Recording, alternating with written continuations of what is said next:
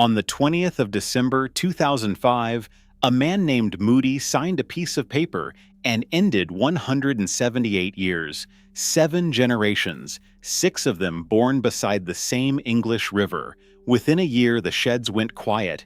Within 2, the name belonged to a German company. And yet this morning, in marinas all over the world, thousands of Moody's went sailing. This is how one British family built the most loved cruising boat in Britain and then let it go. Here is the part that does not make sense. There are more Moody's on the water today than there were in the year the family walked away. The company has not existed for 20 years. The men who drew the boats are dead. The sheds at Swanwick do not smell of resin anymore. And still, on any given weekend, somebody is slipping the lines on a boat with that name on the quarter and heading out for 3 days. Boats are supposed to die with their builders. Almost all of them do. This one did the opposite, and I have never quite been able to let that go. So here is the question. Why are there more Moody's sailing now than there were the year the family sold? The beginning is not a boat, it is a shed. In 1827, a man called John Moody took a patch of mud on the east bank of the Hamble, a short tidal river that runs down into Solent water just east of Southampton. The village was called Swanwick. His business was not yachts, it was fishing boats, working boats, hauled out, opened up, patched, put back, unglamorous, seasonal, and entirely dependent on whether the men who owned the boats had been paid. He did that for 53 years. When he died in 1880, he left it to his son Alexander, who kept the repair work going and started building small dinghies on the side. That is the whole of the second generation, a yard that fixed things and occasionally made one. You could stop there, and it would be an ordinary story.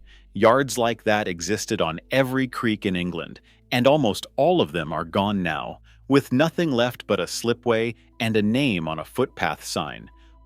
What made Moody different arrived in 1935 in the form of the founder's grandson.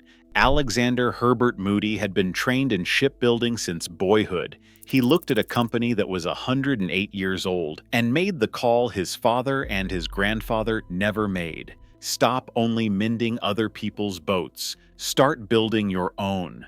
The first Moody yachts came out of that decision. Timber, one at a time, built for people who could afford to wait. For 30 years, that was the shape of the company. Then the material changed, and the material changed everything. Fiberglass reached Swanwick in 1965. If you were sailing then, you remember the argument, and you remember that it was not a technical argument, it was a moral one.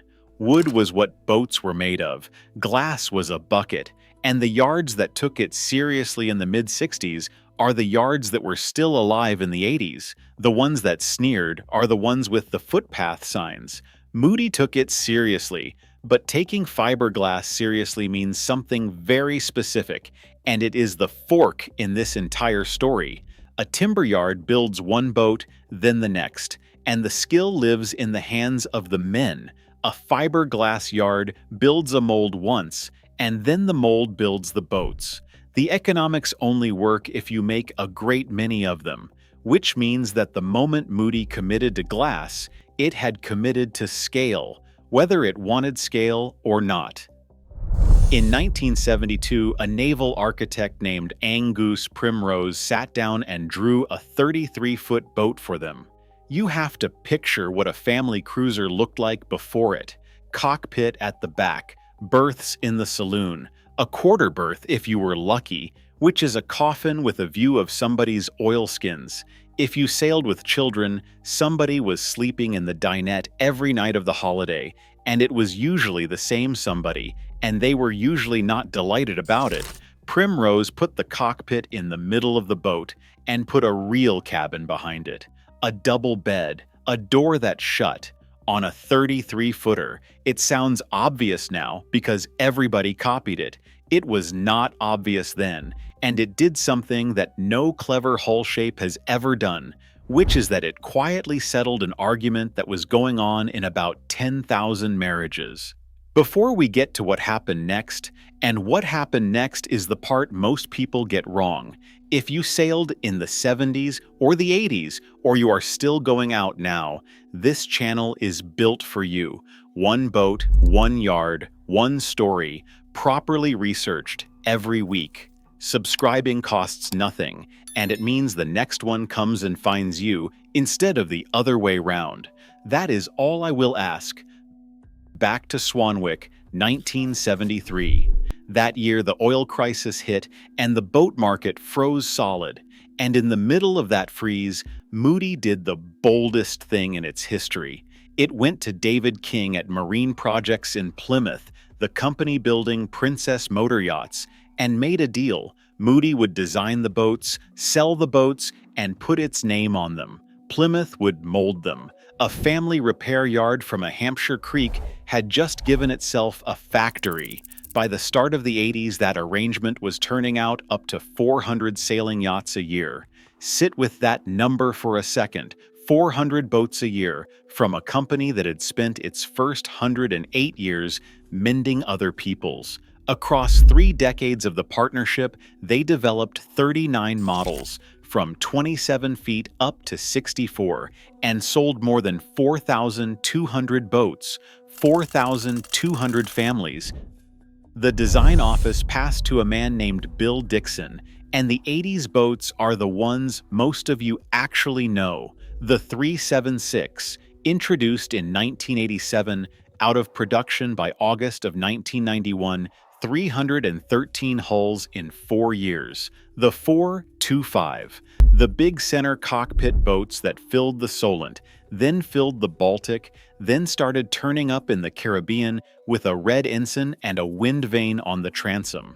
Here is what those boats really were, and it is worth being precise because it is the reason for everything that follows. They were not fast. They were not beautiful the way an Italian boat is beautiful. What they were was heavy and stiff and dull in a seaway. Dull is a compliment. A dull boat is one that does not need you. It goes where you point it. It does not slam. It does not round up while you are making tea.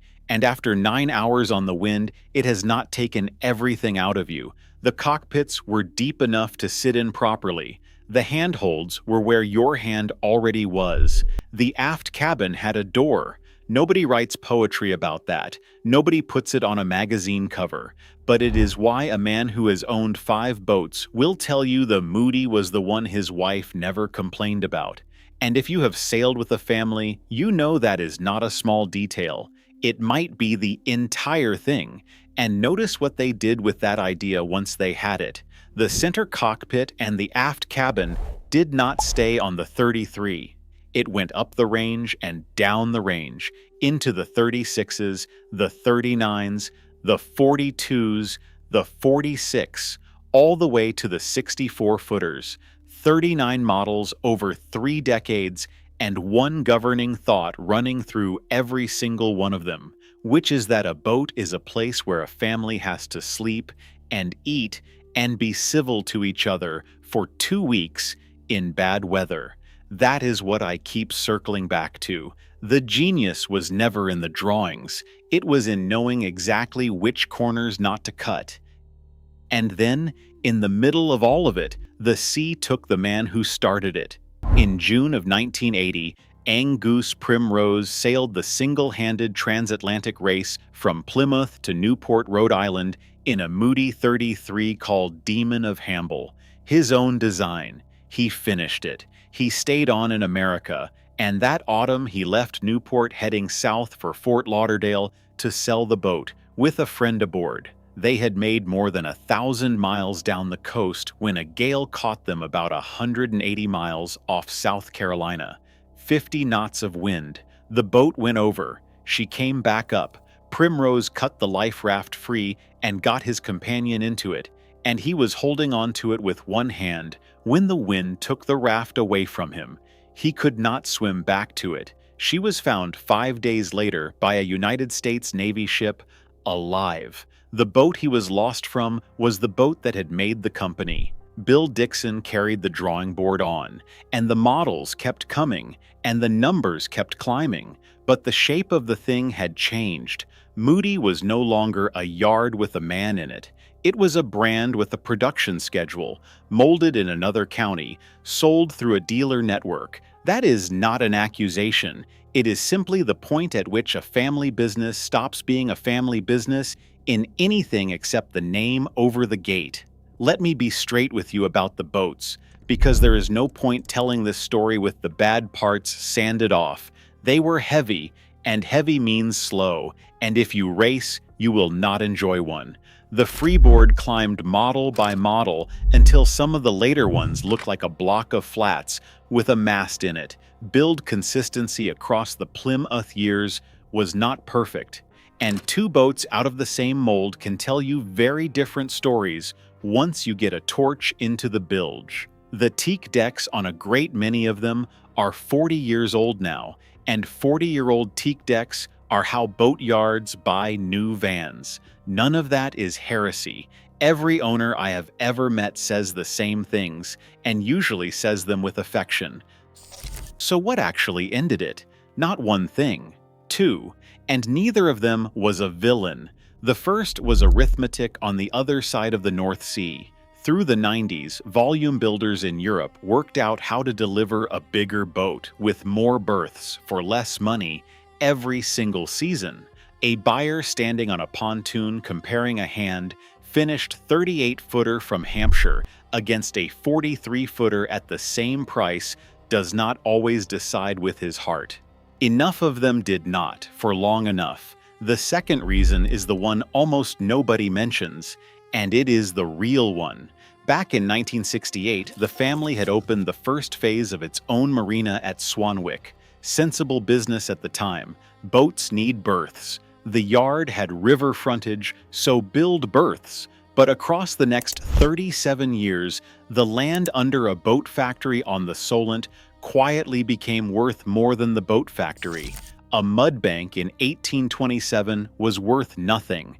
Deep water frontage an hour and a half from London in 2005 was worth a very great deal. So by the end, the family owned two businesses standing on the same piece of ground.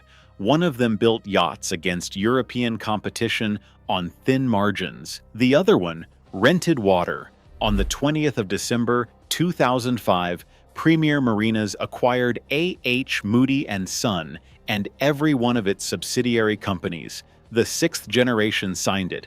Within a year, production at Swanwick stopped. In 2007, a company in Greifswald in northern Germany bought the name and began building new yachts under it. The marina is still there. Everyone who keeps a boat in it still calls it Moody's. So, more Moody's sailing now than in the year the family sold. Why? Because of the corners they chose not to cut. In the years when cutting them would have been free money. Laminate thicker than it needed to be, bulkheads properly bonded, tankage and wiring you can actually reach with a hand and a head torch, a rig sized for a bad night rather than a nice afternoon. Every one of those decisions cost the company margin on the day and gave the buyer nothing he could see in the showroom. None of it sells a boat. All of it is why a 1987 hull is still out there in 2026 on its third owner, who paid less for it than the price of a new tender. The family is gone from the river. The name belongs to somebody else, and it means a different boat now. But 4,200 hulls went out of those sheds, and every one of them was built by people who simply assumed somebody would still be using it in 50 years. That assumption turned out to be correct. That is the legacy. Not the boats, the assumption. If this one landed, the companion piece is already on your screen, because at the exact moment the Moody family was doing that arithmetic on the riverfront, another family was doing identical arithmetic in Sweden and came to the opposite answer. Hallberg Rossi are still building today. Same decade, same pressure, two completely different endings, and watching them back to back tells you more about boats than either one tells you alone. It is on the screen right now. Just click it. See you inside.